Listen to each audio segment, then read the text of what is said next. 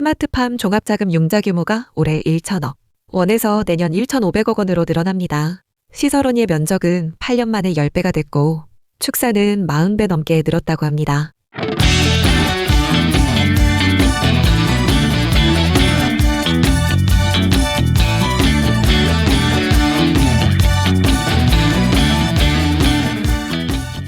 숫자만 보면 대단한 성과처럼 보이는데요. 그런데 정작 현장에서 농사 짓는 분들한테 여쭤보면 스마트팜 도입했다는 분 찾기가 쉽지 않습니다. 왜 그럴까요?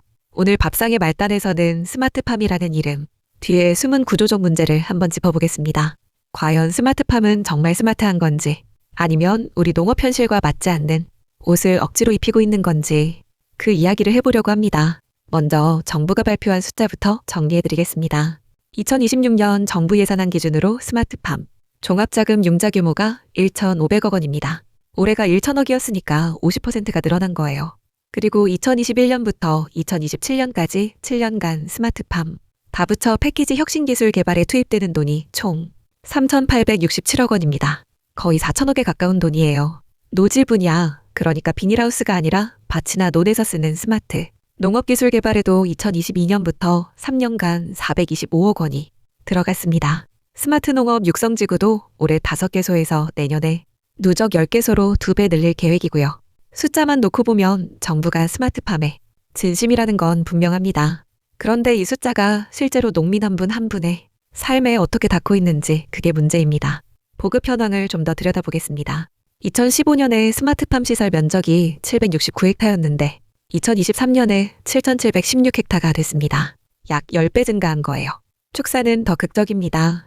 2015년에 181호였던 게 2023년에 7,265호, 40배 넘게 늘었습니다. 특히 2017년에서 2021년 사이에 급격하게 늘어났는데 이 시기가 정부의 대규모 지원 정책이 본격화된 때와 정확히 겹칩니다. 여기까지만 보면 성공적인 것 같죠? 그런데요, 여기서 꼭 짚어야 할 게 있습니다. 보급이 됐다는 것과 실제로 제대로 활용하고 있다는 건 전혀 다른 이야기거든요. 스마트팜 장비를 설치는 했는데 실제로 데이터를 보고 영농 의사결정에 활용하는 농가, 정부가 말하는 데이터 기반 스마트 솔루션, 보급 농가가 올해 기준 4,400호입니다. 내년에 5,500호로 늘릴 계획이고요. 전체 시설원의 농가 수에 비하면 아직 갈 길이 먼 숫자입니다. 혹시 이거 아셨어요? 우리나라 시설재배 농가의 평균 규모가 0.3헥타입니다. 평수로 치면 약 900평이에요. 그런데 스마트팜이 제대로 효과를 내려면 최소 3,000평 이상의 규모가 필요하다고 합니다. 900평짜리 하우스에 3,000평짜리 시스템을 넣으라는 건 쉽게 말하면 경차의 대형 트럭용 엔진을 얹으라는 것과 비슷한 겁니다. 크기가 안 맞는 거예요. 이게 바로 한국 스마트팜의 가장 근본적인 문제입니다. 기술 자체가 나쁜 게 아니에요. 기술은 분명히 좋습니다. 토마토 농가에서 13.7% 생산성이 올랐고 딸기 농가에서는 30%나 생산성이 증가했다는 데이터도 있습니다. 드론 방제를 쓰면 투입 노동력이 87%나 줄어든다고 해요. 문제는 이 좋은 기술이 우리 농업의 현실, 그러니까 소규모 영세농가 중심의 구조와 맞지 않는다는 겁니다. 이 문제가 어제 오늘 일이 아닙니다. 사실 한국 농업의 영세성 문제는 수십 년간 반복되어 온 이야기예요. 정부가 농업 현대화를 추진할 때마다 부딪히는 벽이 바로 이겁니다. 규모가 작으니까 투자 대비 효과가 안 나오고, 효과가 안 나오니까 농민들이 안 하고, 농민들이 안 하니까 보급률이 안 오르고 악순환이 계속되는 거죠. 스마트팜도 마찬가지입니다. 초기 투자비가 상당합니다. 제대로 된 스마트팜을 짓겠다고 하면 수십억 원대의 자금이 필요한데 900평짜리 하우스 한두 동 운영하시는 분이 그 돈을 어디서 마련합니까? 정부 융자가 있다고 해도 빚을 내서 시작하는 건데 투자금을 회수할 수 있을지 확신이 없으면 선뜻 나서기 어렵죠. 그래서 실제로 스마트팜을 도입한 농가들의 이유를 보면 생산량 증대가 37.6%, 노동력 절감이 28.4%, 품질 향상이 26.6%입니다. 다 절실한 이유들이에요. 하지만 절실함과 실행 가능성 사이에는 큰 간극이 있습니다. 근데요, 여기서 반전이 있어요. 이 문제를 겪고 있는 게 한국만이 아닙니다. 미국에서 수직 농장으로 유명했던 플랜티라는 회사가 있었습니다. 소프트뱅크를 비롯한 대형 투자자들한테 엄청난 돈을 받았던 기업인데요. 2025년에 파산 신청을 했습니다. 기술은 최첨단이었어요. 완전 자동화된 실내 농장에서 상추를 키우는데 문제는 그렇게 키운 상추가 너무 비쌌다는 겁니다. 에너지 비용이 생산 원가의 40%를 차지했다고 해요. 아무리 기술이 좋아도 경제성이 안 나오면 지속할 수가 없는 거죠. 이게 시사하는 바가 큽니다. 기술의 우수성과 시장에서의 생존, 가능성은 별개의 문제라는 겁니다. 한국 스마트팜도 마찬가지예요. 기술이 좋다는 건 인정합니다. 하지만 그 기술을 우리 농업 현실에 맞게 변환하는 과정이 빠져 있었던 겁니다. 이 대목에서 좀 솔직한 이야기를 해보겠습니다. 지금쯤이면 하우스에서 겨울 작물 관리하느라 바쁘실 분들 많으실 텐데요.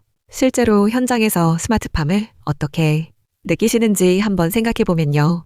정부에서 스마트팜 보급 사업한다고 하면 일단 서류 작업이 만만치 않습니다. 사업 신청서 쓰고 심사받고 선정되면 또 시공업체 선정하고 장비가 들어오면 사용법을 배워야 하는데 센서 데이터 있는 법, 제어 시스템 조작하는 법, 이게 익숙해지려면 시간이 꽤 걸립니다. 고령 농업인분들한테는 더 어렵죠. 그리고 장비가 고장나면요. AS가 바로 되는 것도 아니고 부품 구하는 데만 며칠씩 걸리기도 합니다. 그 사이에 하우스 온도 관리를 못하면 작물이 피해를 입을 수도 있어요. 이런 현실적인 문제들이 숫자에는 안 잡히는 겁니다. 보급 건수에는 잡히지만 실제 활용도와 만족도는 다른 이야기라는 거죠. 그래도 희망적인 변화가 보이긴 합니다. 정부의 2026년 계획을 자세히 들여다보면 과거와는 좀 다른 방향성이 읽힙니다. 첫째, 저비용 보급형 스마트팜 개발을 명시적으로 강조하기 시작했습니다. 이건 사실상 정부가 지금까지의 대형 스마트팜 중심 정책이 소규모 농가에는 맞지 않았다는 걸 인정한 거나 다름없어요. 둘째, 전체 보급 건수를 늘리는 것에서 데이터 기반 스마트 솔루션 보급으로 초점이 옮겨가고 있습니다. 쉽게 말하면 비싼 장비를 많이 깔아주는 것보다 이미 있는 장비로 실제 영농 의사결정을 개선하는 쪽으로 방향을 틀고 있다는 뜻이에요. 이게 더 현실적인 접근이라고 봅니다. 셋째, 한국형 스마트팜 수출지원센터를 설립한다는 계획도 있는데요. 이건 좀 복잡한 의미를 담고 있습니다. 국내 시장이 충분히 성숙했다면 굳이 수출에 눈을 돌릴 필요가 없거든요.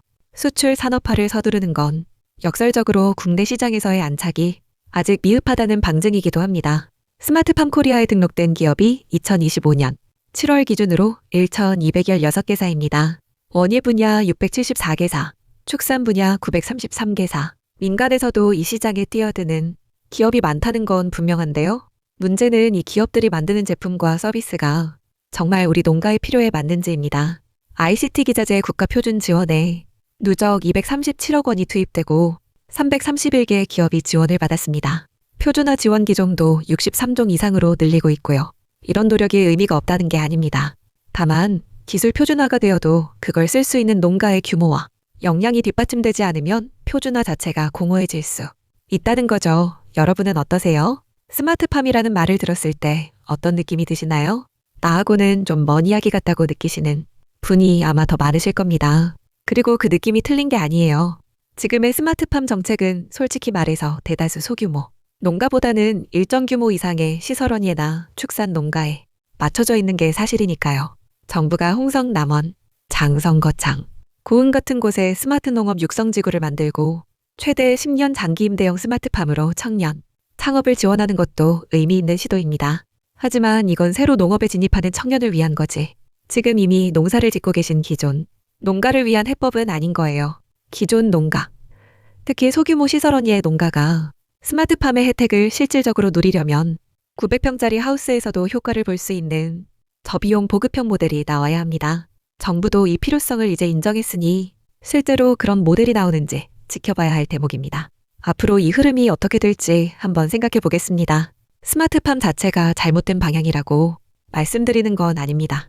농촌의 고령화는 현실이고 일할 사람이 줄어드는 것도 현실이고 기후변화로 농사짓기가 점점 어려워지는 것도 현실입니다. 이런 문제를 기술로 풀어보겠다는 발상 자체는 맞습니다. 다만 그 기술이 현장에 맞아야 한다는 거예요. 3,000평 이상 대형 시설에 최적화된 시스템만 밀어붙일 게 아니라 500평, 1,000평짜리 소규모 하우스에서도 쓸 수 있는 설치비도 적게 들고 조작도 쉽고 고장나면 빨리 고칠 수 있는 그런 현실적인 기술이 필요합니다. 그리고 무엇보다 중요한 건 기술을 도입한 뒤에 실제로 소득이 느는지 노동이 줄어드는지 그 효과를 투명하게 검증하고 공유하는 시스템이 갖춰져야 한다는 겁니다.